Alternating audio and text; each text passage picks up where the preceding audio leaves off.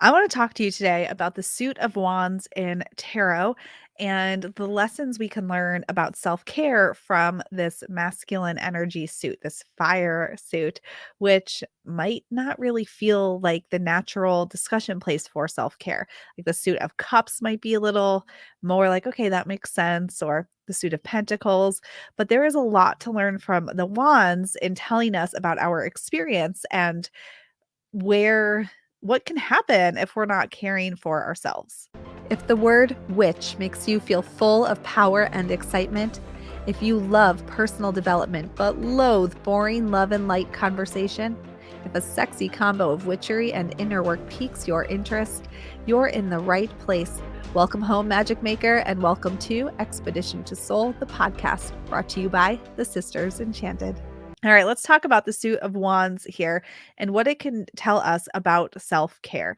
Now, if you don't know, we have taught tarot to over I mean, well, our tarot throwdown class, 5,800 people, 5,800. But if you factor in there like all of our other courses where we teach tarot, it's probably more like 6,400, I would say. And then, of course, in free classes and our podcast, we love talking about tarot and I love talking about self care. So these are two subjects for me that are beautifully married together. And I want to talk to you today about the suit of wands and self care. So let's think about the suit of wands. Even if you don't know tarot, you're going to get something from this because I'm going to talk you through it. So this doesn't require you to understand tarot to fully know it, anything like that. Now, every suit tells a progression or has a progressive energy to it, the progression of a theme or an experience, as I like to call it, sort of a story. So in the wands, we are seeing it's a fire energy, and fire is aligned with also the season of summer and shadow work. And with the wand suit in particular, it's unique in that it takes a spin from really awesome to really not so awesome. When we look at the pentacles, we really have this linear progression of growth, and there's not really a big dip in the energy. A little bit in the middle, but generally it's a very like you can see the track. Just keep moving on the track and you get to the end. The cups similar. There's some like down and out, some emotional upheaval, but really, keep going. It's going to work out all right. The suit of swords is like negative thought most of the way most of the way through. It's really a reflection on self-thought patterns, our inner dialogue. And then the suit of wands is different in that it doesn't stay the same. For the first part of the suit, it's like really beautiful and it's feels really expansive and fun. And then the end of it is drudgery. And this is where I think we can learn a lot about self care in this message because with fire energy and with the suit of wands, we're really looking at experience and how we are experiencing our lives. So if you think about fire and heat, when you have a fire, think of even a bonfire. If you're sitting really close to it, it might be too hot and some of the ashes might even pop out and burn you or something, or the sticks might fall and one could fall out and hit you, and your that experience then doesn't feel so great. But if you're like 2 feet back, that experience can feel just right. Or if you're very far away, you might not even notice the heat and you're not impacted by it whatsoever. And it's the same with our inner shadows. The closer we are to something that pokes an emotion within us, the more we're going to experience that thing, the more it's going to ignite something within us. Where if we are more distanced from it, we don't experience it in the same way. And the wands tells that story of experience. So at the beginning of the wand suit, the three of wands, we see like options, possibility, exploration. The world is literally in the dude's hand and the two of wands. Anything is available to you. At the four of wands, it's can be called the marriage card. We see this marriage, this unity. We do see conflict at the five of wands, but the five of wands also with the conflict here, it's interesting and different from the other five conflicts. Five is a conflict in every suit, but this is different because it's not clear it's not clear that it's conflict. I mean, the people seem to be at odds with these wands that they're holding. It's five people and they're like kind of stuck together. But where is the conflict coming from? Is it clear that they're in conflict with each other, or are they in conflict trying to make something happen? And that's not super clear. Where in the other suits, the fives, it's very clear what the emotion is attached to them. After that 5, we have the 6 of wands, which is really success. Like, all right, we got through the conflict, or maybe I won the conflict, or it worked in my favor, right? So all the way through this 6, with the exception of our 5, it's possibility, it's unity, it's success, it's yeah, there's hardship, but there's success after the hardship.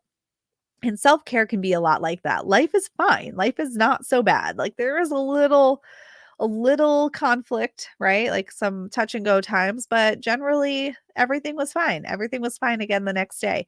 But here's the thing, and where we can learn from the Suit of Wands.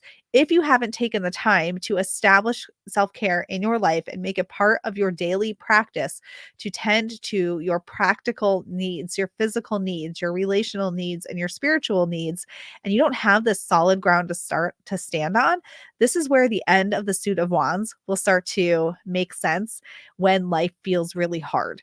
So after we have this, like, things aren't so bad. I'm just sort of, there's some conflict here and there, but I always rise above. It's all good. Well, then we get to the 7 of Wands, which is really fighting for what's yours. It is defending, it is like warding off. It is like, oh no, I need my space. I need to protect what's mine. I need to protect my time or protect my energy or protect my money. And you know why I need to protect it? Because you didn't establish the foundation and the boundary to begin with. Once you start feeling like you have to protect things, then and protect yourself, everything feels more urgent and like it's happening faster and it's coming from all directions. And that's the 8 of Wands. That is fast movement. It is quick. It's happening swiftly. From there, we get the 9 of Wands, which is a person standing holding one wand, and there's all these wands around them, and they look battered. Like they actually have bandages on. Their face looks like they've been through some stuff, and they're just waiting for the next shoe to drop. And that's again, we are starting to have to feel like we have to fight. I've got to fight to have the money. I've got to fight to have the time. I've got to fight to have the physical wellness. I've got to fight this battle because someone wants something from me, and I have to help them, and I don't want to. And from there, that urgency feeling, that feeling of just not able to settle picks up.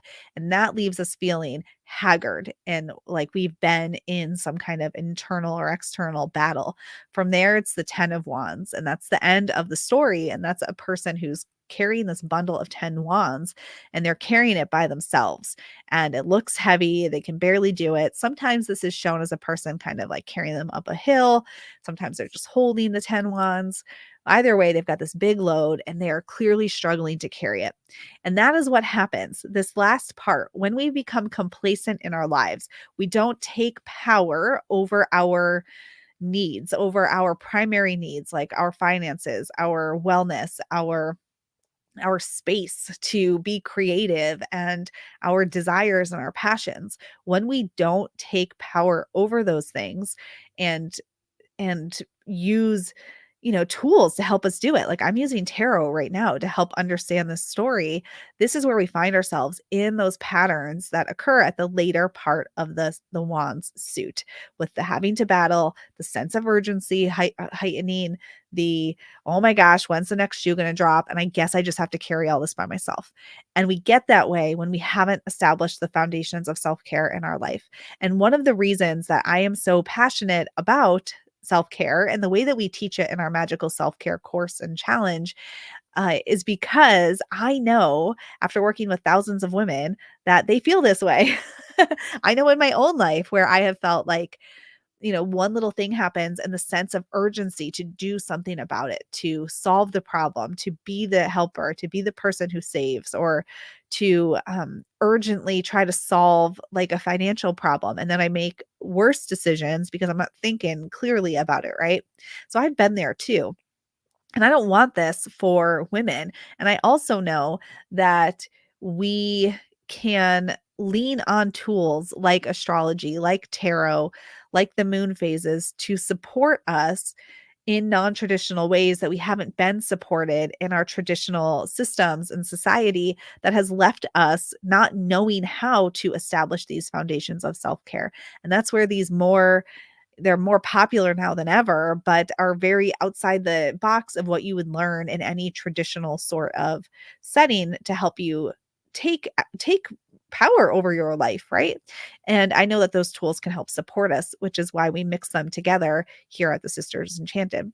So I want you to think about this story of the wands in your life. If you have a tarot deck, even line them up from the ace through the 10, or really the 2 through the 10. The ace is always like the new opportunity, but the 2 through the 10 is going to help you to see like, all right, yeah, I see where I've made decisions and where things felt good, and then it got a little rocky, but I felt like I won that one, and life's not been so bad. And then where am I finding that I'm having to start fighting for something, like fighting for more money at work, or fighting for my partner to hear me when I want to invest in something, or fighting for my time back, or fighting to not be in the middle of two people. Like if you've got adult children and you're having to like navigate them because they're arguing with each other, or whatever it is that's really stealing your peace and making it so you can't take care of yourself in the way that you want to.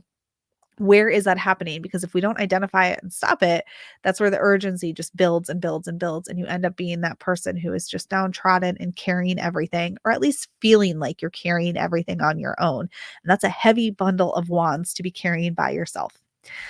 So, some lessons from tarot and the suit of wands today. I hope you found this interesting. I love to use tarot to reflect on my life, and I love to use the suit of wands in particular because it is the one that has a stark contrast from the beginning to the end. Maybe it's also because I am a Sagittarius and I love that fire energy as a result, probably. But check out the suit of wands. There's a ton of lessons for you to uncover when you tap into the stories of tarot and apply them to your own life. And in this case, I invite you to look at your self care situation and what you can learn from the suit of wands. All right, y'all. Thank you for hanging out with me today. I appreciate it. And until next time, I hope that you have an enchanted rest of your day ahead. If you love the podcast, be sure to leave us a rating or a review. That helps us to get the word out about all we're doing here at the Sisters Enchanted. Thanks for being part of our community, and we'll see you in the next episode.